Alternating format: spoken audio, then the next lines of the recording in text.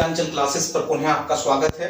और जैसा कि आप जानते हैं कि आज future perfect tense into passive voice, आज फ्यूचर परफेक्ट टेंस को पैसिव वॉइस में बदलना आप लोगों को सिखाया जाएगा।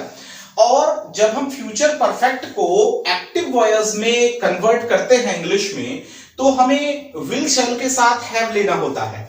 लेकिन यहां पर केवल एक चेंज होगा कि विल शैल के साथ हैव तो है ही, लेकिन उसके साथ साथ हमको बीन को भी ऐड करना होगा और उसके बाद एक्शन थर्ड लाना होगा। देखिए कैसे, यदि हमारा असर्टिव है तो असर्टिव में हमें क्या लाना है? सबसे पहले ऑब्जेक्ट को सब्जेक्ट के स्थान पर रखना है, फिर विल या shall, not, have been, action third, other words और बाय। यदि वो इंटेरोगेटिव है तो WH टाइप वर्ड आएगा, देन विल या शैल, ऑब्जेक्ट को सब्जेक्ट के स्थान पर रखें, नॉट आएगा, हैव बीन और एक्शन थर्ड, अदर वर्ड्स और बाय। एक बात आपको याद रखना है कि नॉट का प्रयोग तब करना है कि जब नॉट यानी कि वाक्य हमारा नेगेटिव हो। तो देखिए इसमें हम शुरुआत करते हैं एक्शन। यहां देखिए हमारा एग्जांपल फर्स्ट है, who will have stolen my pen tomorrow. कौन मेरा पेन कल चुरा लेगा? कौन मेरा पेन कल चुरा चुका होगा? तो देखिए यहां पर जब हम देख रहे हैं कि who will have stolen my pen tomorrow, तो यहां पर जो हु है वो ऑलरेडी क्या है? हमारा सब्जेक्ट है। अब जब हम यहां पर बात कर रहे हैं हु की, तो आपको मालूम है कि हु को हम किस में कन्वर्ट करते हैं? By whom. तो हम यहां लिखेंगे बाय हुम विल, और इसमें ऑब्जेक्ट क्या होगा? यहां पर ऑब्जेक्ट होगा माय पेन। तो by whom will my pen अब हैव बीन स्टोलन टुमारो। तो आई थिंक आप समझ गए होंगे बाय हुम किसके द्वारा मेरा पेन कल चुरा लिया जाएगा। देखिए अब हम नंबर 2 पर आते हैं। Rahul will not have played cricket bye this time tomorrow. Rahul कल इस समय तक क्रिकेट नहीं खेल चुका होगा।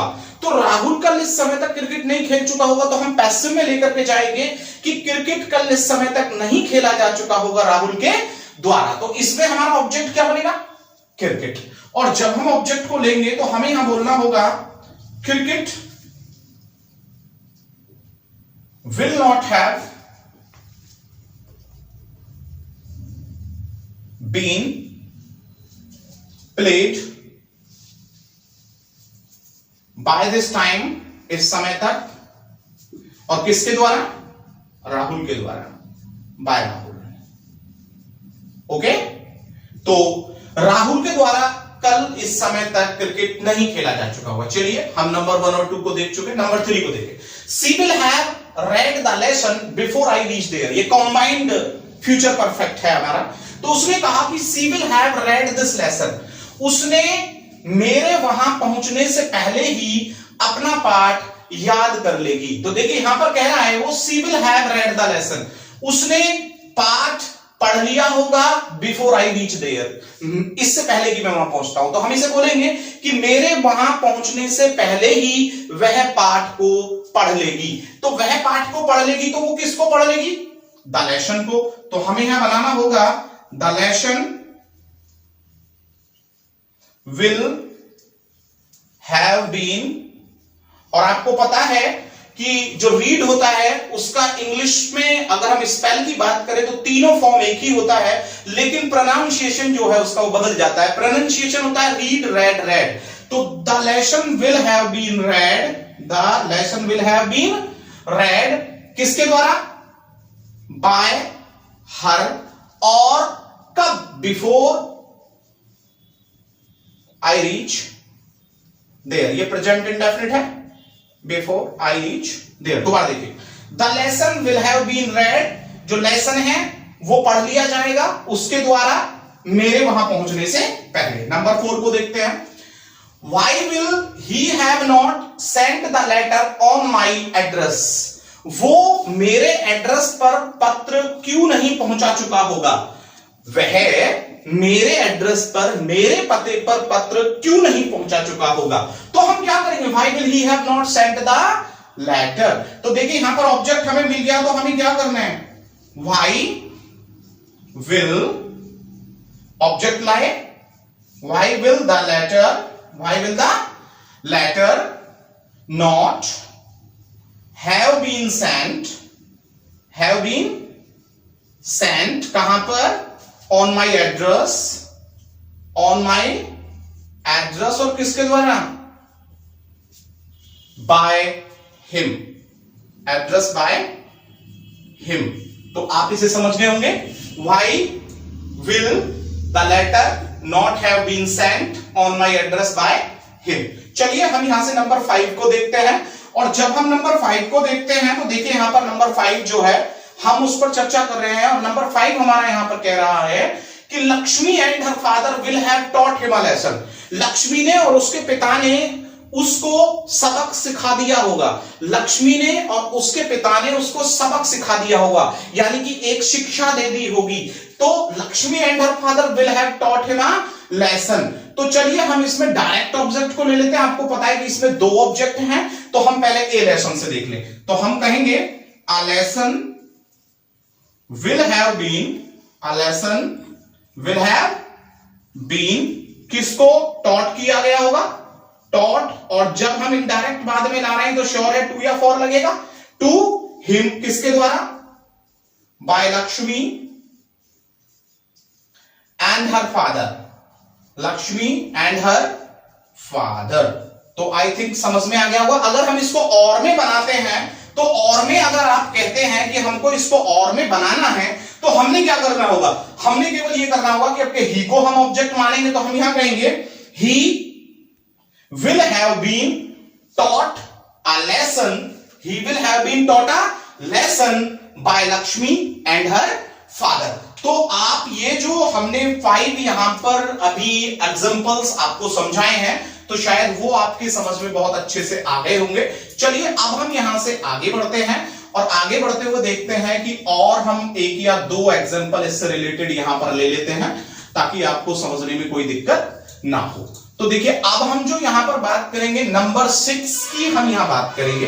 तो देख लेते हैं कि नंबर 6 जो है वो हमारा यहां पर क्या कहता है। तो देखिए नंबर 6 हम बोल देते हैं यहां पर कि मैं पहले ही वह फिल्म देख लूंगा। मैं पहले ही वह फिल्म देख चुका हूंगा। तो मैं पहले ही वह फिल्म देख चुका हूंगा, तो हमें कैसे लिखना पड़ेगा इसे? मैं पहले ही वह फिल्म देख चुका हूंगा। I shall have watched that movie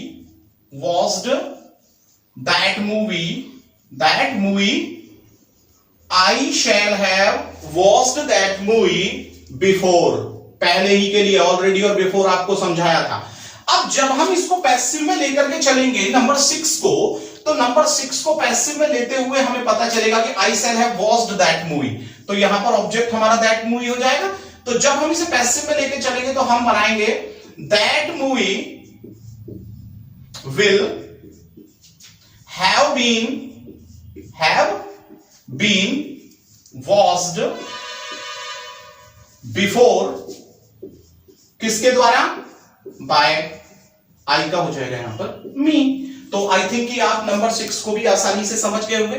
चलिए हम नंबर 7 की ओर चलते हैं, और नंबर 7 को देखते हैं कि नंबर 7 जो है वो आपका क्या कह रहा है और हम उसे कैसे कन्वर्ट कर सकते हैं। ठीक है, तो यहां पर जो नंबर 7 है उसे आप देखिए, और यहां पर कह रहा है कि they will not have run a race before the sun rose। Combined है before the sun rose, यानी कि वो कहना चाह रहा है before the sun rose नहीं डियर, यहां पर sun rises क्या हो जाएगा, क्योंकि ये प्रेजेंट इंडेफिनिट है। they will not have run a race, उन्होंने एक रेस नहीं दौड़ ली होगी बिफोर द सन राइजेस, तो सूर्य निकलने से पहले ही उन्होंने रेस यानी कि दौड़ नहीं लगा ली होगी। तो जब आप इसे लेकर के चलेंगे पैसिव में तो क्या बनाएंगे? A race will not have been run by them before और ये प्रेजेंट इंडेफिनिट में बनेगा और कोई ऑब्जेक्ट नहीं, द सन राइजेस। तो आप समझ गए होंगे नंबर 7 को भी कि किस प्रकार से हमने इसको पैसिव वॉइस में कन्वर्ट किया है। तो माय डियर फ्रेंड, आप बहुत आसानी से समझ गए होंगे कि हम फ्यूचर परफेक्ट टेंस को कैसे पैसिव वॉइस में कन्वर्ट कर सकते हैं और एग्जाम में उसे मार्क में चेंज कर सकते हैं, स्कोर अच्छा कर सकते हैं। तो मैं फिर आगे एक नई वीडियो के साथ आपके सामने उपस्थित होऊंगा।